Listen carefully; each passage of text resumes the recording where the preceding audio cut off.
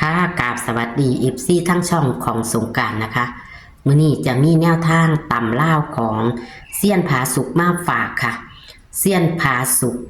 มื้อคืนนี้ก็บ่ผิดหวังนะคะเข้าแล้วค่ะพี่น้องเข้าแล้วนี่ค่ะ17สิงหาคม69 07ตรงค่ะพี่น้องถึงจะบ่แม่นโตเน้นแต่เพิ่นก็บ่ให้หลายหางวิ่งศูนย์เน้นศูนย์วิ่งศูนย์กับเข่า07กับห้านะคะกับมาตัวนะคะมาศูนย์คือ07นะคะเผยอยาพลาดค่ะมีเข่ามีรุดแล้วกับเข่านะคะ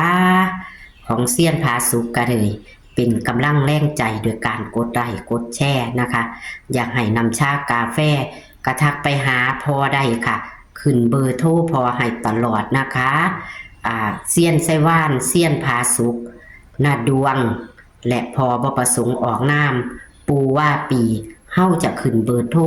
ของเพิ่นให้ตลอดนะคะอยากได้หวยกะโทรไปหาเพิ่นหรือว่าอยากให้นำชากาแฟกระทักไปหาเพิ่นได้ค่ะ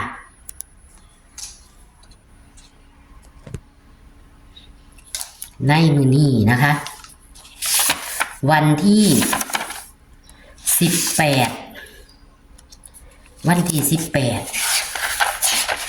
ยนผาสุกเพิ่นจะให้เป็นตัวใดนะคะพี่น้องอย่าเผลออย่าพลาดค่ะเข้าแล้วค่ะเซียนผาสุกจะเป็นตัวใดนั้นเฮามาไป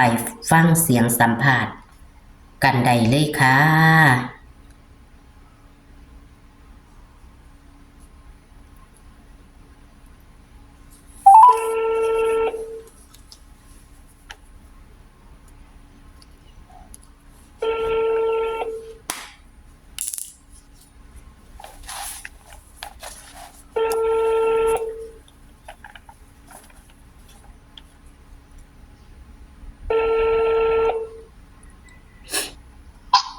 ครับสวัสดีค ค่ะ รับ สวัสดีค่ะ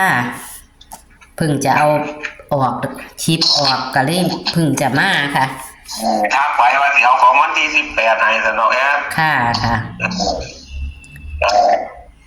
มาวันที่17ก็ปรากฏว่าอันน้อยเนาะ ค่ะเข่าอยู่ค่ะเข่าตรงเลยล่ะเนาะวันอังคารก็ขอให้เขาต่อตอนนั้นเนาะ ค่ะเริ่มเดินแล้วบานนี้จริงนั่นเลขที่ผมจับเป็นโตกันไว้นะก็จับข้ามไปนี่เลขมันออก67นะค่ะอันนั้นก็สิได้67นำอยู่ดอกสิได้เทั้งบนเทั้งล่างว่าติแต่ตัวแล้วผมก็บ่ถึงตัวนี้ดอกแอดผมมัก0857ที่ตัวผมมากนั่นน่ะกับบ่นิ่นมันกัดเข่าอยู่เนาะเฮาก็จับให้อยู่ใช่ดอกมันเข่าอยู่นี่เข่าอยู่ค่ะ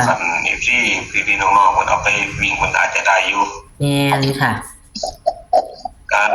ของมื้อนี้ก็สิ2ตัวคือเก่าแหละเลขวิ่งน่ะค่ะแอดเขียนวันที่แล้วบ่ค่ะเขียนไว้แล้วค่ะได้เนาะซะเนาะค่ะวิ่ง2กับ7เด้อของวันที่18วันอังคาร2กับ7ค่ะ18วันอังคารเป็นวัน3ตามตำราเพิ่นลางคนเพิ่นก็ว่าเป็นวันแข็งแหละน้อยเนาะแม่นผู้ลางคนก็ว่ามันแข็งอยู่แต่จังได๋ก็ขอให้สู้เฮาแข็งคือกันนั่นล่ะน้อยเนาะจับคู่มันอยู่ที่สูตรนั่นล่ะค่ะค่ะ02เนี่ย02กับ12แล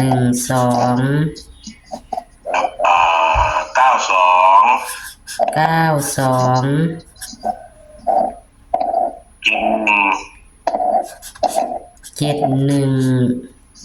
แล้วก็90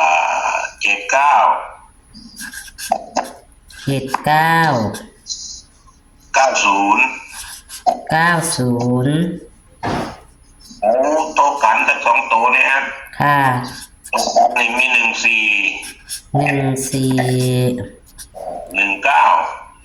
นี่ล่ะแล้วเอาเลข3ตัวเนี่ย3ตัวนี้012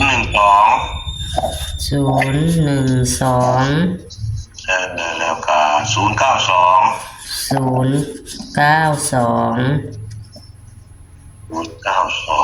้นี่คือบ่เบิ่นบ่ นิ่งกับแต่เขาเบิ้ลนี่นะนี่ มัน บ่ดูแต่ มันหลายมือแล้วว่าติบ่มาอาจจะมาก็ได้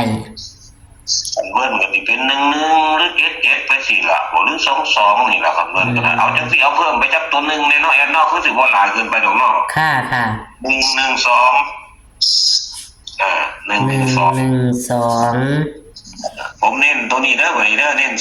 0-1-2กับ0-9-2ค่ะ 1-1-2เนี่ยเป็นตัวรองครับวันนี้เลข2ตัวผมมัก1-2กับ9-2เนี่ย 1-2-9-2จัง7-1-7-9นี่ผมก็ชอบคือกันนั่นแหละว่าที่จริงก็ได้มันมีคุณค่าเรากันเบิดอันที่ผมเน้นไหนก็หมายความว่าชอบส่วนตัวหลักส่วนมากนะ ค่ะ เห็นบอกเมื่อกี้ผมมักนะมัก08ที่57ที่มันออก07จังซี่นะแอด ค่ะ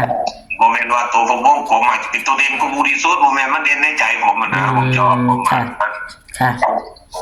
บอกแม่มันติดแอดเบิ่งเอาก็ทั้งหมดตรงนี้แหละทวนมึงดู ค่ะก็มีวิ่ง2กับ7บนล่างเนาะค่ะเท่ากันจับคู่02-12-91-79-90ตัวกัน1419ตัวนิ้น1292แล้วก็จับคู่3ตัว012-092-112นิ้น2หางก็012-092เนาะค่ะค่ะถ้าคุณพ่อคุณแม่เพิ่นชอบ7จังซี่ก็เพิ่นว่าอยากมันเบิ้ล7ก็เอาเลยนี่779มันเอาเข้าไปเลย ค่ะ เพราะว่ามันคันที่ให้ไปมันก็จะหลายนะแอดเพราะว่าตัวเบิ้ลผมเฮ็ดไว้อยู่นี่มันมีเลขที่เบิ้ลได้มีอยู่3ตัวเนาะมี22 7 1นะ ค่ะ แต่ว่าก็ยังสิเป็นจังไดเนาะก็ว่าไปตามสูตรเจ้าของเนาะ ค่ะทั้งหมดตรงนู้นนี่แหละขอให้คุณพ่อคุณแม่ทุกผู้ทุกคนพี่ๆน้องๆผู้เข้ามาเบิ่งก็อย่าลืมกดไลค์กดแชร์แอดสงกรานต์เด้อ ค่ะค่ะขอบคุณค่ะการให้การให้นี่มันสิได้กุศลหลายสิได้เนาะแอดเนาะ ค่ะค่ะค่ะขอบคุณค่ะค่ะ ขอให้คุณพ่อคุณแม่ทุกคนโชคดีสวัสดีครับ ค่ะสวัสดีค่ะ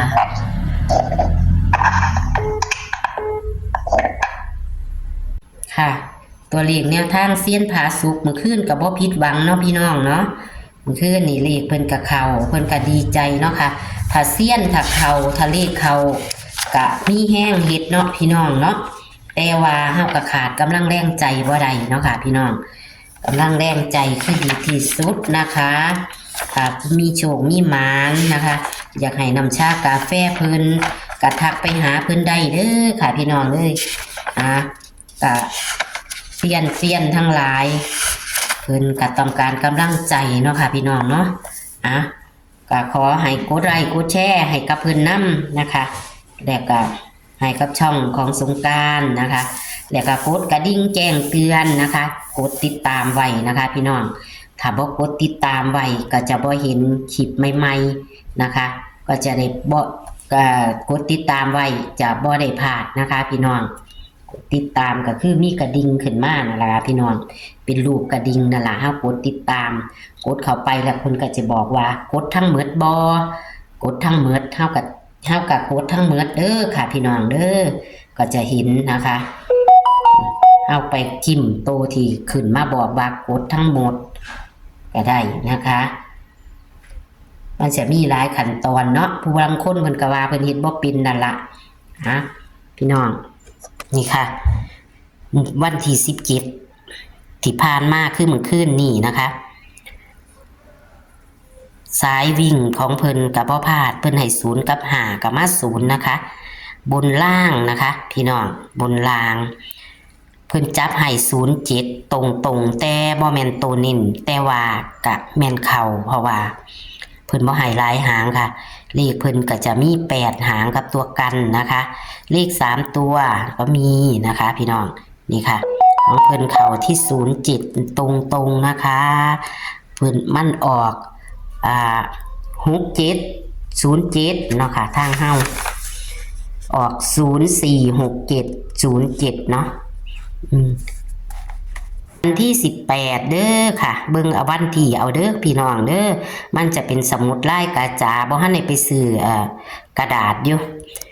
สมุดลายกาจาจักหน่อยมันพับบ่ได้นะคะนี่ค่ะวิ่ง2กับ7นะคะจับคู่02 12 992 71 97 90ตัวกัน1419เลข3ตัว012 092 112เลข3ตัวเน้นที่012และ092เลข2ตัวเน้นที่12และ92นะคะขอให้โชคให้หมานกับเซียนผาสุกต่ำล่าวันที่18สิงหาคมวันอังคารนี้นะคะโชคมันค่ะสวัสดีค่ะ